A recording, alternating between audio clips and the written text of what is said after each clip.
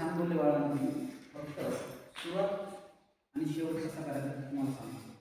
कुठल्याही याला भाषणाला तुम्ही सुरुवात केली तर तुम्ही तुमचं नाव सांगायचं. अननोन पर्सन असतं. आता नोन पर्सनवरती इथं नाव सांगायची आवश्यकता नव्हती, परंतु नाव सांगायचं आणि आपण का बरं हे करतो इथून सुरुवात करायची.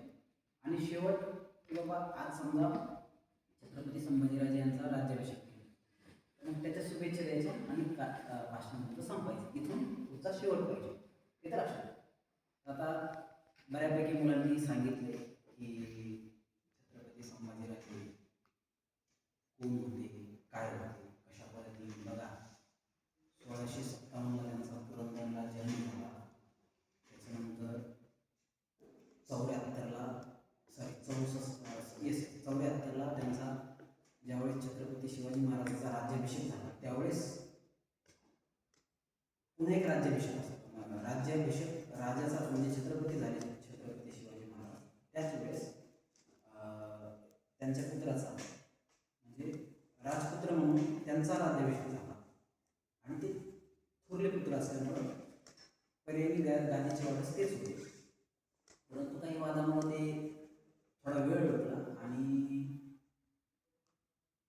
महाराजांच्या मृत्यूनंतर काही दिवसानंतर बऱ्याच वेळानंतर परत थोडा सरसेनापती हंबीरराव मोहिते यांनी पुढाकार घेऊन त्यांना परत गादीवर बसवलं आणि खूप मोठ्या प्रमाणात मराठ्यांची एकी करण्याचं काम छत्रपती संभाजीराजांनी केलं. म्हणजे 81ला ती गादीवर बसली. 89ला त्यांचं बलिदान झालं. 1 फेब्रुवारी 1689ला ते पकडले आणि 11 मार्चला त्यांचा हालहाल करून मृत्यू घडून आला तुळापूरच्या वधस्तंभाला. आता तिथं काय व्यथा दिल्या, त्यांना त्रास दिला हे तुम्हाला मुलांनी सांगितलं. पण छत्रपती संभाजीराजांनी काय काय पराक्रम केले थोडक्यात सांगण्याचा प्रयत्न करतो. छत्रपती संभाजीराजे खूप असे मोठे धर्मपंडित होते. त्यांना 12 भाषेचे ज्ञान होते. अफगाणी बोलायचे ते, अगदी इंग्रजी सुद्धा बोलायचे पाहायला सांगितलं. पण ते संस्कृत पंडित होते. ज्यावेळेस आग्र्याच्या भेटीला आग्र्याला कैदेतून छत्रपती शिवाजी महाराजांनी त्यावेळेचे संभाजीराजे म्हणजे त्यावेळेस शंभूबाळ होते ते, नंतर ते छत्रपती. तर त्यावेळेस ते ज्या मार्गे आले ना ते डायरेक्ट नाही आले. इकडे येऊन शिवाजी महाराजांनी काय अफवा पसरवली की माझा शंभूबाळ मेला आणि इकडं शोक सभा किंवा ते काय शोक हे केला गेला.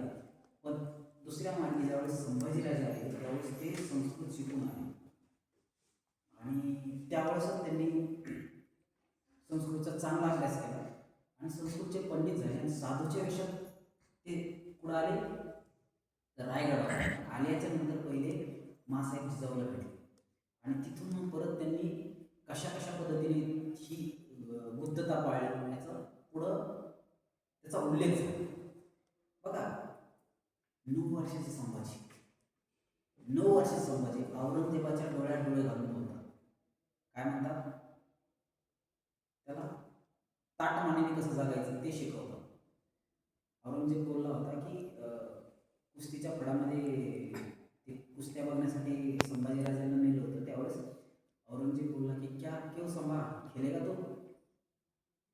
ती म्हणे यांच्यासोबत काय करू, तुमचा एखादा शेजादा म्हणे त्याला चित करून दाखवतो. अशा पद्धतीचं बाणेदार उत्तर देणारे संभाजी 9 वर्षाचे आहेत, अगदी 9 वर्षाचे. आणि ते तिथून येऊन त्यांच्या ज्ञानाची मांडणी करतात. ते कवी म्हणायचे.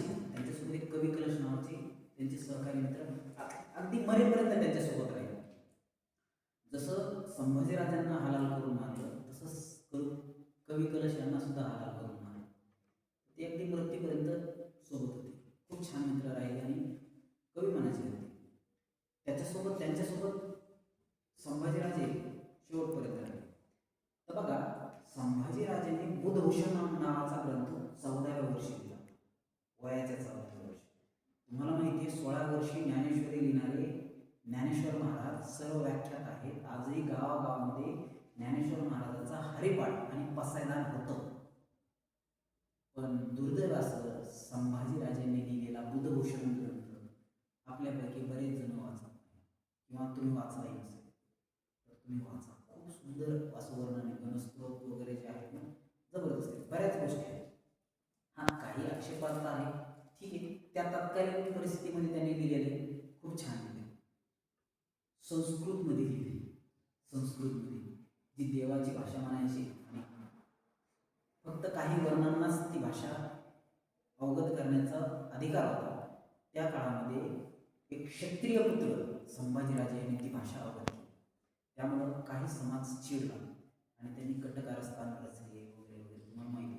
मग त्यांना शेवटी हत्तीच्या पायाखाली सुद्धा देण्याचं काम छत्रपती संभाजीराजांनी केलं. खूप सारे लोक हत्तीच्या पायाखाली, त्यांना 3 वेळेस विस्तृत केला. ह्या लोकांना माहिती आहे तुम्हाला, अण्णाजी आणि म्हणजे त्यांचे ते सहकारी, ते त्याची एक मालिका अमोल कोल्हे नावाचे जे खासदार आहेत तर त्यांनी बनवलेली, तुम्ही बघितली असेल. त्याच्यामध्ये बऱ्यापैकी सत्यता दाखवण्याचा प्रयत्न त्यांनी त्यांच्या साईडने केला. त्यांची एक परत एक मालिका येते बघा, मला वाटतंय सावित्रीबाईवर एक मालिका आहे, तुम्ही बघून घ्या. त्याचा मी छानपैकी अभ्यासपूर्वक करतात ते, त्यांचा जो सेटअप आहे चांगल्यापैकी आहे. तर असेही संभाजीराजे 14व्या वर्षी काय लिहितात, बुद्धभूषण लिहितात आणि तलवार गाजवतात. तलवार गाजवतात. प्रत्येक आघाड्यावर राजकारणामध्ये धुरंधर होत होतात आणि प्रत्येक न्यायनिवाड्यामध्ये लोकांच्या सोबत चर्चा करणं किंवा परिसरात गुप्तपणे वेश बदलून लोकांच्या प्रतिक्रिया जाणून घेणं, त्यांच्या समस्या जाणून घेणं, अशा पद्धतीने काम करतात. करप्शन म्हणजे तिथं पण करप्शन होतं, लक्षात घ्या. छत्रपतींच्या काळात महाराज एवढे स्ट्रिक्ट होते की बाईकडं दुर्लक्ष, वायाकडे नजरेने बघणाऱ्या पुरुषांचं चौरंगा करायचे. माहिती आहे, चौरंगामध्ये हातपाय पडून टाकायचे. तर त्याही काळात काही चोर लोक होते, चोर पंक्चर होते. हे पंक्चर शोधण्याचं काम संभाजी महाराज कसे करायचे, तर वेषांतर करून करायचे. आणि त्यांनी बघितलं कोण पण कशा पद्धतीने, कितीतरी वेळेस त्यांनी त्यांच्यावर आरोप करणाऱ्या आणि त्यांच्यावर विष ओकणाऱ्या लोकांना माफ केलं. परंतु शेवटी राजद्रोहासाठी शिक्षा देऊन त्यांनी हत्तीच्या पायाखाली देण्याचं काम सुद्धा त्यांनी केलं. त्यांना दोन्ही आघाड्यावर संघर्ष होता. त्यांना 5-5 आघाड्यावर लढावं लागायचं. इकडं कोण, डच, गोवा फिरंगीकर, टोपेवाले, इंग्रज, त्याच्यानंतर आदिलशाही, कुतुबशाही, त्याच्यानंतर जंजिऱ्याची शिद्दी आणि औरंगजेब, सगळ्यात मोठा बलाढ्य होता.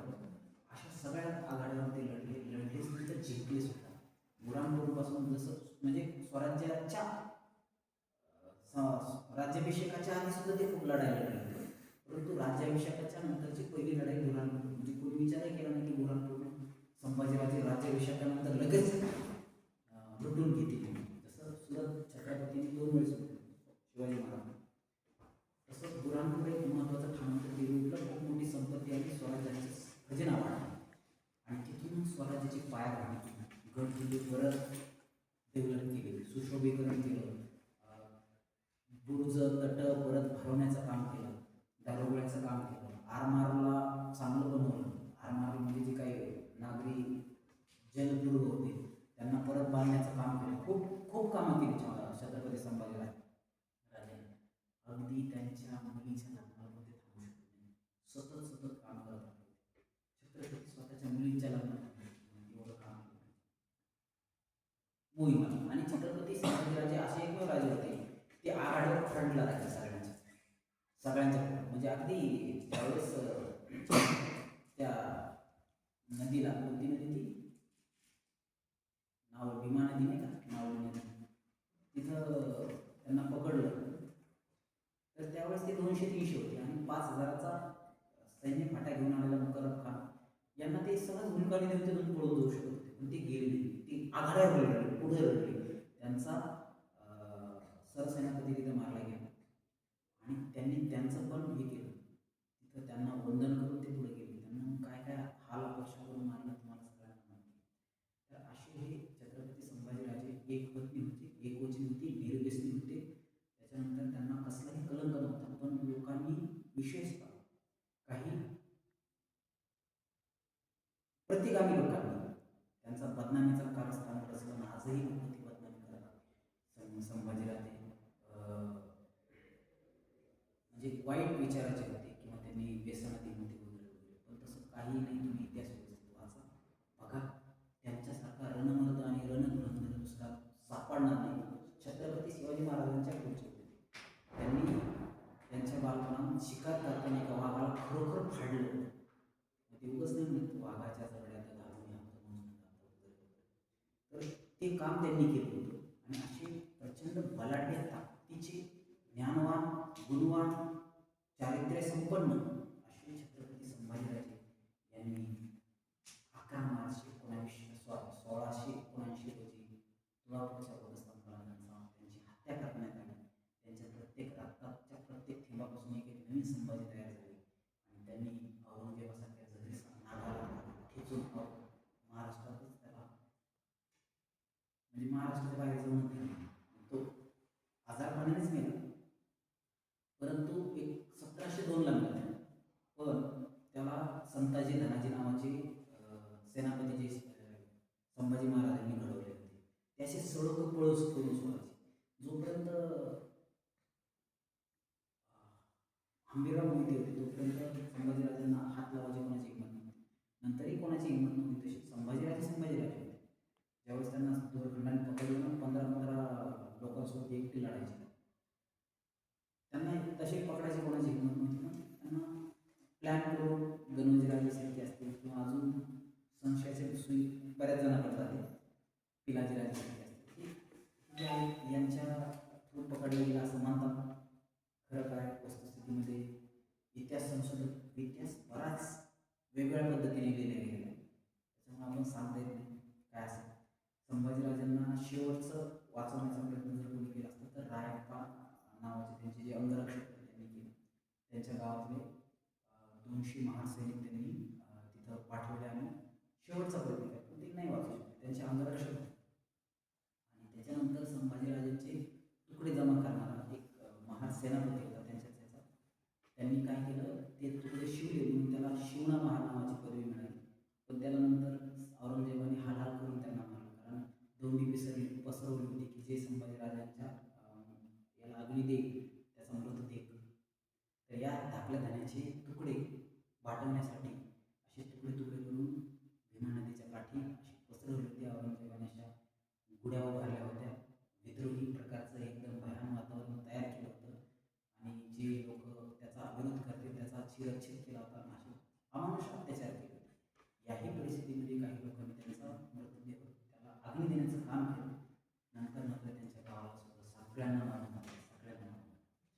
त्याही परिस्थितीत नंतर हळूहळू त्या जे संभाजीराजे गेले त्यांच्या ज्या ज्वालाग्नी होत्या त्या प्रत्येक ज्वालाग्नीमधून एक एक शूरवीर तयार झाले आणि स्वप्रेरणेने लढत राहिले. नंतर राजाराम महाराज मेल्याच्या नंतर तारामती राणी ताराबाई आणि ताराबाईनंतर परत ढाकले संभाजीराजाचे पुत्र शाहू यांनी परत मराठेशाही निर्माण केली आणि एक मोठं साम्राज्य निर्माण केलं. अगदी आटकेपार आपण झेंडे रोवले आणि मोठ्या प्रमाणामध्ये मराठेशाहीचा उदय झाला. परंतु 1720 नंतर मराठेशाहीकडून हळूचा सूत्र हे पेशवाईकडे गेले आणि पेशवाईकडे गेल्यामुळं परत पेशव्यांनी बऱ्यापैकी विद्रोह माजवला.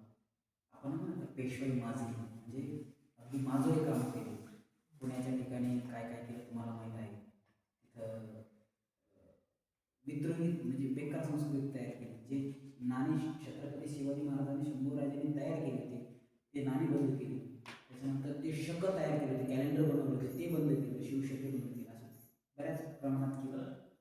सर 5 मिनिटं ठीक आहे, 2च मिनिटं मोजू. तर अशा या महान राजाचा नंतर स्मृती मिटवण्याचं काम केलं गेलं, पण तरी हरकत नाही. हे असे तेजस्वी झाले बघू होतील बहुपुरी ऐसा नाही होणार. चंद्रसूर्य आहे तोवर कीर्ती यांचे राहणार. असे प्रचंड उत्तुंग कीर्तीचे